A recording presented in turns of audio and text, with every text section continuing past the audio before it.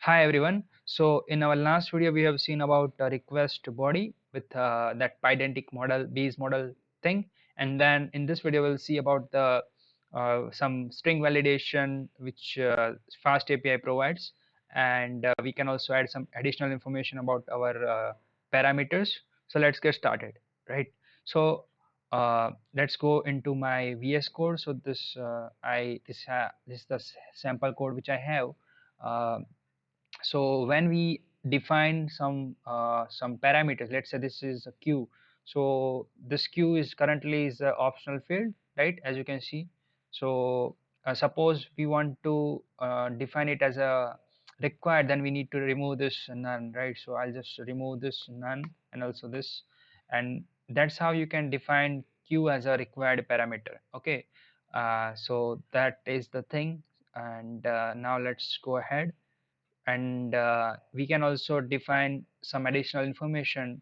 Let's say we want to define the maximum length of our queue query, right? So we can also do that. So with the query module, okay, we need to import that module. So I'll just import. So I've already imported that, and now we can use that. So let me zoom this out if I can.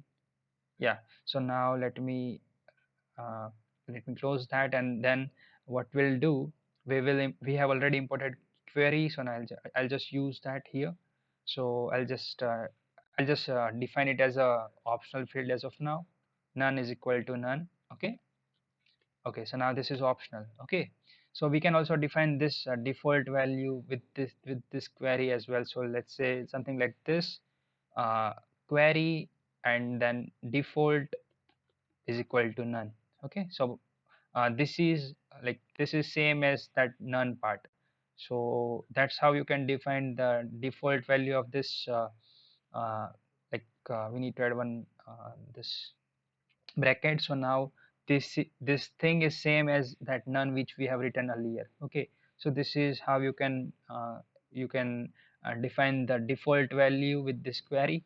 Okay, so now that's thing, and then we can also define some default value, something like default is equal to something. Let's say ABC we have to define. Okay, so we can also define the default value of this query. So if we are not passing anything, so by default it will take this ABC as a value of this query. So let me go into my docs, and let me refresh my API, and then as you can see, if I click on try it out, so by default it is taking ABC.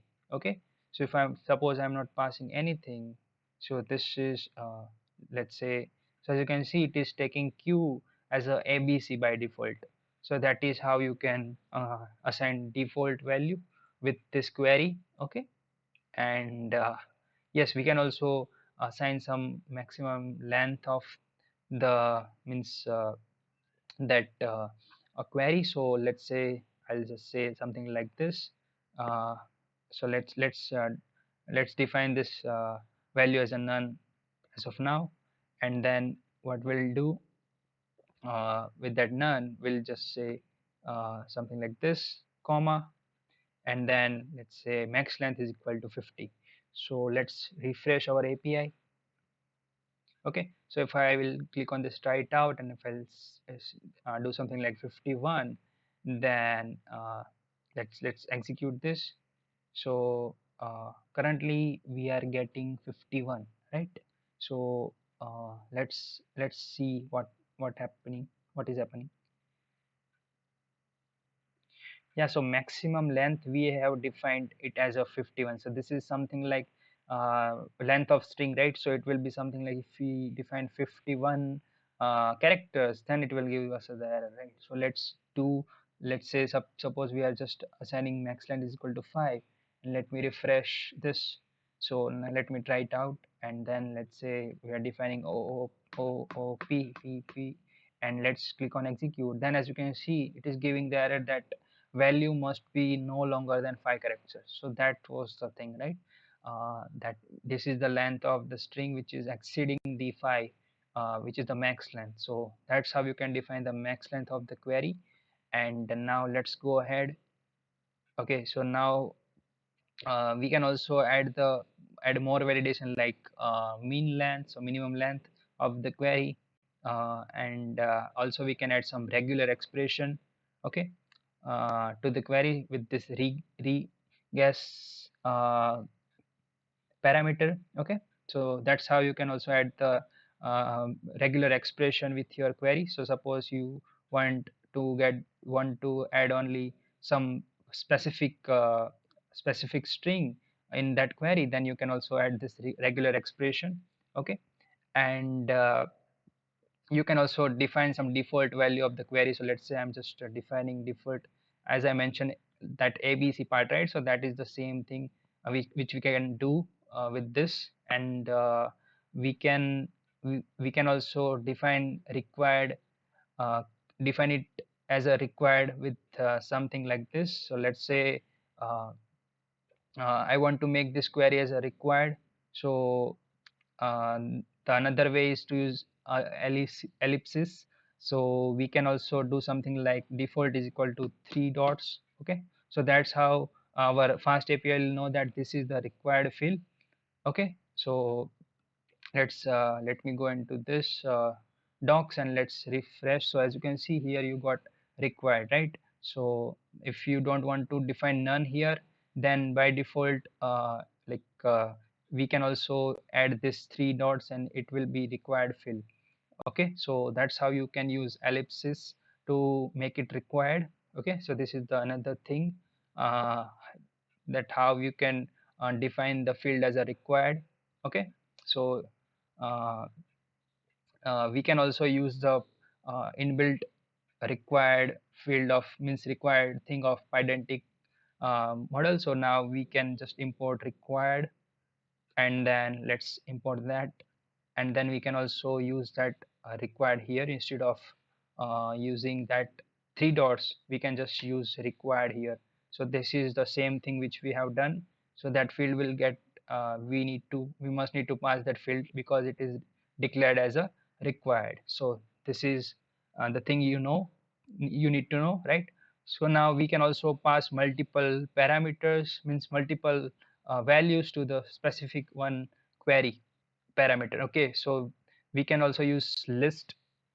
So let's say our API, let's say, let me show you. So let's say our API is something like uh, localhost localhost 8000, and then let's say items, and then let's say question mark for query q is equal to uh, let's say something like this. Q is equal to uh, let's say question mark, and then q is equal to uh, pa ppv, and then uh, also another thing, let's say, and p is equal to q is equal to something like this, uh, and then this is how you can you can add the multiple value of this particular one q parameter. So this is also you can do. So you just need to use this list. Instead of using only string, we can use the list of string. So let's say in here we will just add list of string instead of that string. So that's how you can add multiple query values. So now let me refresh my API. So as you can see that now we can add multiple let me click on this try now. So we can add multiple parameters. So let's say I can just add a Raj. So q is equal to Raj, and also I can add another string item, that's say Parmar. So it will search for q, means we are giving q is equal to Raj and q is equal to Parmar. Okay, so we can execute this. So must be no longer. Okay, so this is the validation which we have done. So I'll just give perm and then execute. So as you can see, we are just calling this kind of API, and then we are returning that. So it is giving the list in output. Okay, so this is the thing you need to know. And yeah, now we'll move ahead. So we can do, and in Python 3.9 plus we can also use this simple list. Okay, simple list. Instead of this list of string, we can also use this list. Okay, so that is also a thing to know. And then also we can declare more metadata. So suppose we want to add some description of this query. Let's say I just want to add some description, so I'll just do something like this. And let's say, and I will also want to add the description, so I'll just add one description. uh, let's say we are adding the title here for now. And then we can say something like create uh, create uh, create item. Okay, create items. So, and yeah, this is what we can also depict our parameter. Okay, so now let's say you don't like to use that parameter anymore. Then what you can do, you can just declare depictor is equal to true. So in our uh,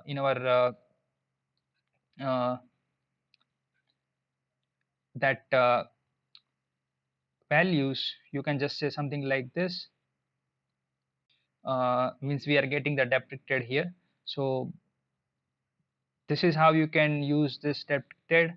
So you can use this.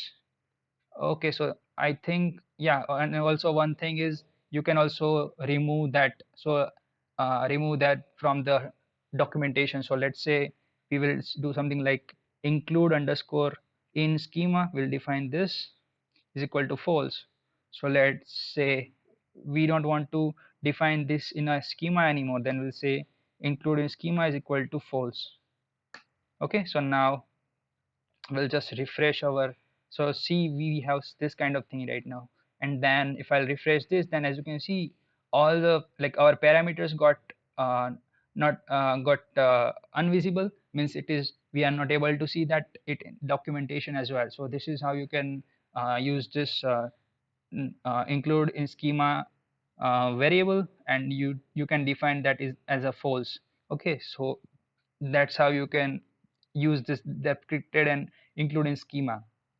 So I hope you understood this, and if you did, then please do subscribe to this channel. I will make more videos in fast API. And yeah, that's all about this. Thank you, keep sharing, keep watching. Bye bye.